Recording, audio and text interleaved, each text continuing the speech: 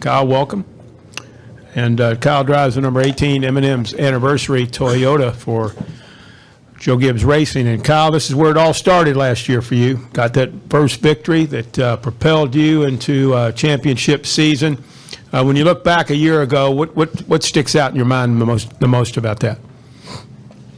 I guess winning, obviously. Just having a not so great car, but having the opportunity to have pit strategy kind of work our way and get ourselves up front, and then have a caution late in the race that really was able to allow us to get tires on our car for the short run, because we seemed to have decent speed on the short run, and we were able to pass those guys in front of us on older tires and beat them to the end and outrace my brother there. So, good effort for us there last year here, and it was really exciting to get that monkey off our back to get a win and get our season kind of turned around and heading in the right direction for really good things at the end of the season.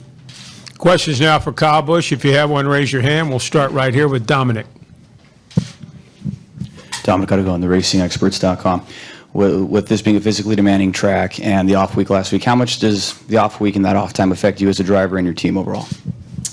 Doesn't affect you a whole lot. I guess just with the difference of what a road course is anyways, it actually is sort of a welcome break, I guess, to have an off weekend before you come to a road course like this. And, the stresses and everything that's put on your body at this sort of race is a lot higher than it would be at any other track. So, Sonoma's a racetrack that's very demanding physically, mentally, and being able to hit all your marks and do all the right things and have fast car and be doing a good job behind the wheel to make sure that you can have speed in yourself. So lots of different things happen here.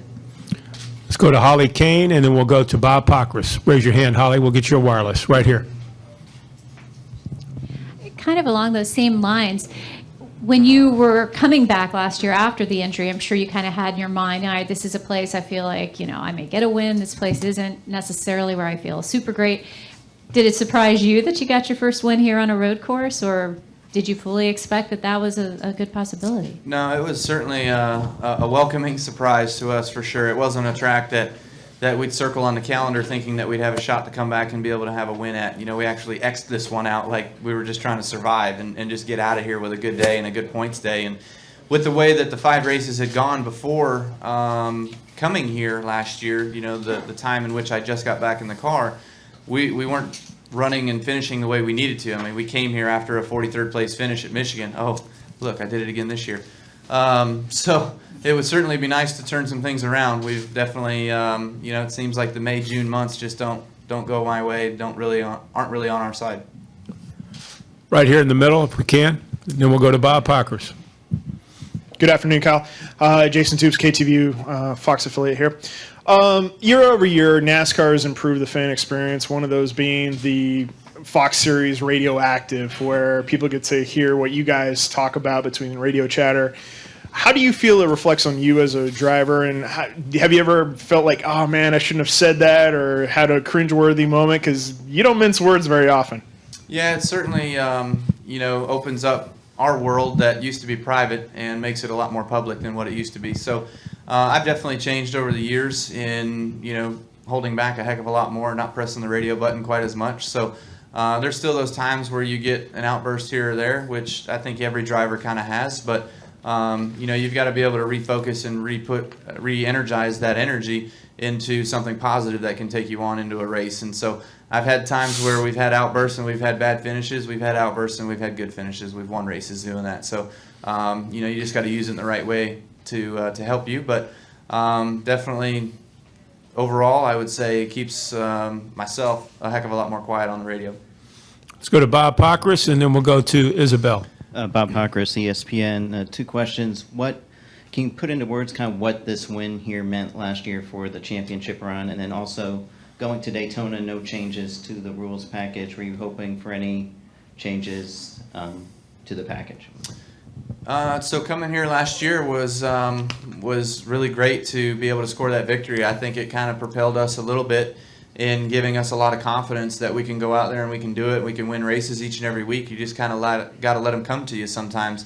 You can force your hand and you can make mistakes. And so sometimes when you're able to just kind of let it all out there and let it be what it is, you can win races that way too. So that's worked for us, and that's what got us to where we needed to be last year. As far as rule changes in Daytona, I was certainly hoping that we would see something. Coming off the race that we saw at Talladega, it wasn't probably A, very exciting racing, and B, seemed pretty dangerous for all of us drivers, and in having 3 cars, go airborne in that event, and Danica Patrick have a heavy hit in the inside wall, real reminiscent to my hit at Daytona. So no rule changes is not a welcoming sight for me, but it is what it is. So we'll go and crash some more. Isabel? Isabel Gonzalez, ESPN Albuquerque. Just based on this practice alone, who looks like your biggest competition? I would say Kurt Busch is really good. He's always fast here. I don't know what he does, but he's always fast here. He's got it figured out. Past him, I'd say that Kyle Larson looks pretty decent actually, and Dale Jr. Dale Jr.'s got a really fast car right now. Let's swing over here to the left. Go ahead. Kyle, the forecast is for it to get even hotter the next 2 days. How will that affect you and the car and the temperatures inside that car? It'll be a hot one, that's for sure. This is a place, though, that you can't necessarily run 100% every lap. You've got to hold yourself back a little bit because the tire just won't withstand running on it as hard as you can every single lap because of the fall off. So the better you can take care of those tires, the more you take care of yourself and the more you take care of your car and everything else. So I'm sure there'll be some hot tempers, though, here on Sunday. There typically is at a short track race, which this to me is like a road course short track race. And, there's going to be some beating and banging and some moving some people out of the way for sure. Other questions for Kyle? Final question right here. Elliott Stern, Santa Maria Times.